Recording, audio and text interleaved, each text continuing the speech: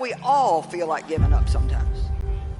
We all go through times where we feel like God is 1,000,000 miles away, but we don't have any idea what He's doing. When we're tired, when we're weary, when we think we just can't go on. Most people are afraid to set great dreams and set big goals because of the fear of failure. There's something much worse than failure. It is the fear of failure. I want to remind you that failure is not final, it's formative. It is part of the process. It's part of the journey. Your failure matters as much as your success. How do you think you're going to grow if you don't ever fail? Yet some of you have failed and you have decided, well, guess what? I'm a failure. No, failure is an event. It is never a person. I need you to make up in your mind that the only way you can lose is if you quit. I just need you to keep going. First, you cannot give up. When you enter into your long season, you've got to give it all you've got. When people go into a season of struggle, the first thing that they want to do is take a sabbatical. But whenever trouble comes, the only way that you can get through trouble is work your way through it. Make a declaration to yourself. Declare all-out war that you're going to get out of this rut. I suggest to you that if you are facing a challenge, don't stop. Stay busy. Work your plan.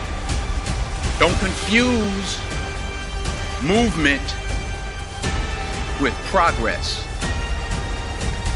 In order to achieve your goals, you must apply discipline, which you have already done, and consistency every day. You have to work at it every day. You have to plan every day. You've heard the saying, we don't plan to fail, we fail to plan.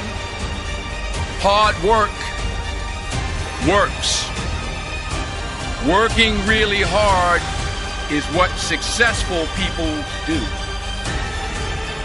And I can tell you from my own personal experience, don't give up then. Develop your own compass and trust it. Take risks, dare to fail. Remember, the first person through the wall always gets hurt. You're going to fall down, but the world doesn't care how many times you fall down as long as it's one fewer than the number of times you get back up. If you want to grow up, you want to be mature, there is no way to do it without pain. You can't grow up on easy street. And the very thing that discourages you is the very thing that develops you.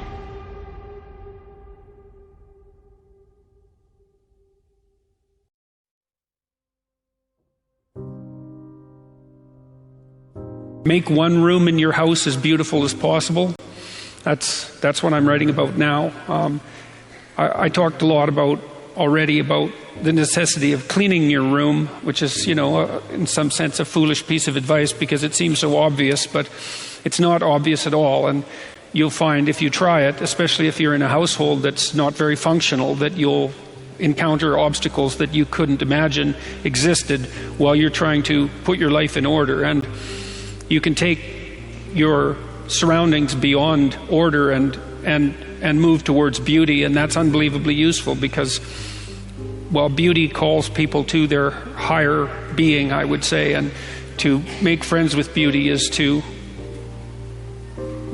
introduce yourself very carefully to one of the mysteries of life that make it worth living. Now, we teach things that are generally not taught in school, as I already have said, but I want to talk about another little factor. 90% of the visits to medical doctors are directly or indirectly related to stress. 90%. My stress level, and I face as many deadlines as anybody you know. It's always a book production, a class I'm teaching, a seminar I'm presenting, and each one of them requires time and concentration. Example, how many of you feel like I've made this talk before? Can I see your hand, please? Several hundred times. I made it yesterday. You know what I did between yesterday and today? I spent over 6 hours getting ready for today. You see, I think it would be arrogant if I thought I could stand up and spit it out just because I did it yesterday or hundreds of times. That's arrogance. When you respond to life instead of react to it, react is negative. You get sick, go to the doctor, she gives you a prescription, says, see me tomorrow. You walk in the next day, she said, uh-oh, it's not working. We're going to have to change the prescription. You get a little nervous. But if she smiled and said, hey, it's working. And so she's just responded, and you feel better because now you see some real hope in order to get ahead in life. Make friends with people who want the best for you. And that's a meditation on my own childhood and adolescence to some degree. I had friends who wanted the best for me and friends who didn't. And, they were friends who, some of them were aiming up and some of them were aiming down. And if you have a friend that's aiming down and you do something that's aiming up, then they're generally not that happy about it. They try to top your accomplishment with one of their own, hypothetical or real, or put down what you're doing, or offer you a cigarette if you're trying to quit and you've kind of done that successfully, or a drink if you've been drinking too much and are trying to stop being an alcoholic, or they're cynical and bitter and devoted towards no good. And sometimes that's family members too, and sometimes it's even part of you. But this chapter is an injunction to people, is like you have an ethical responsibility to take care of yourself, you have an ethical responsibility to surround yourself with people who have the courage and faith and wisdom to wish you well when you've done something good, and to stop you when you're doing something destructive. And if your friends aren't like that, then they're not your friends. And maintaining your friendships with them might not even be in their interest. And so it's a tricky argument to make, because I'm not saying, whenever anyone's in trouble, you should, push them into a ditch and then give them a couple of kicks. That's not the idea. The idea is that, but I had a couple of rules I didn't write about. One was be careful about whom you share good news with, and another was be careful about whom you share bad news with. And those rules ring in people's minds quite quickly. A friend is someone you can share good news with. You go to them and you say, hey, look, this good thing happened to me, and they say, look, I'm so happy that happened to you, like, way to be. And they don't think, God damn it, why didn't that happen to me? And you didn't deserve it, here's a bunch of reasons you're stupid and why it won't work. It's like, that's not helpful. And so I would say, if people are, the other thing people are doing, if they're trying to drag you down, let's say, is they're trying to see if you'll put up with it. Because they have this idea that maybe life isn't worth living and things aren't good, and that if they can besmirch, let's say, to use an archaic term, something that's pristine and good, then they demonstrate to themselves that there is no true ideal and that there's no necessary reason to be responsible and to strive forward. And so they use you as a test case. I'll just push you down into the low lobster bin and see how you respond. And if you put up with it, then yeah, my cynicism is fully justified. If you take people and you expose them voluntarily to things that they are avoiding and are afraid of, that they know they need to overcome in order to meet their goals, their self-defined goals. If you can teach people to stand up in the face of the things they're afraid of, they get stronger. And you don't know what the upper limits to that are, because you might ask yourself, if for 10 years, if you didn't avoid doing what you knew you needed to do, by your own definitions, right, within the value structure that you've created, to the degree that you've done that, what would you be like?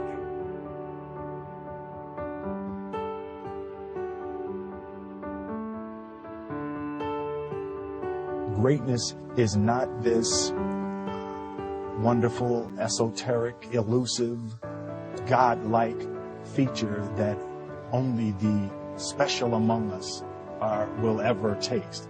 It's something that truly exists in all of us. It's very simple.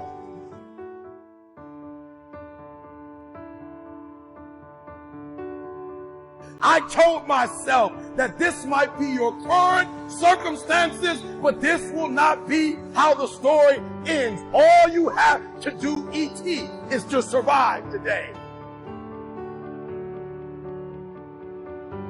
My glory,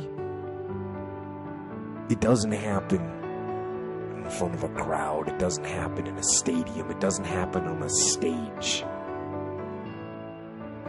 There's no medals handed out. My glory happens in the darkness of the early morning, in solitude, alone, where I try. And I try and I try again to be everything that I possibly can be. The best that I possibly can be. Better than I was yesterday.